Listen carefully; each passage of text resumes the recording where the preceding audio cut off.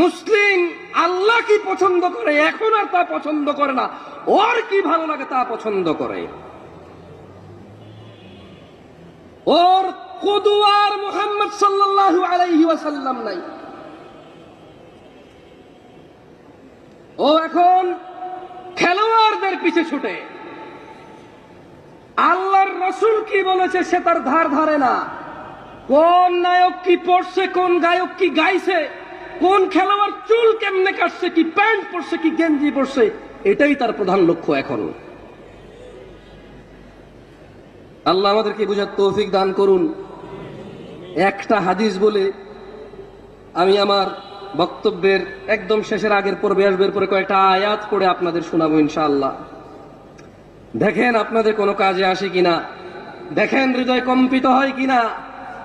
আহা, ফিরাউনের গল্প শুনেছেন, কোরআন যেহেতু খুলে দেখেননি, হাদিস যেহেতু পড়েননি, এত যেহেতু ইন্টারেস্ট নাই, ও যতই কোরআন সুন্নাহ হোক বছরে 2 বছরে একবার শুনে আপনার কাছে গল্পই মনে হতে পারে। এটা আপনি শুনেছেন পানিতে ডুবে মরেছে, আপনি শুনেছেন নমরুদ, শুনেছেন মশা ঢুকে কেউ মরেছে, আপনি এগুলো শুনেছেন, আপনার কাছে এগুলো গল্প কৌতুক কিচ্ছা কাহিনীর মতোই মনে হয়। যেহেতু আপনি আর ধার ধারেননি এগুলো কি আসলে, যেহেতু আমি ধার ধারিনি আমার কাছে এরকম মনে হতে পারে। এই জন্য একটা হাদিস বলি, দেখেন আমার সাথে পড়তে পারবেন,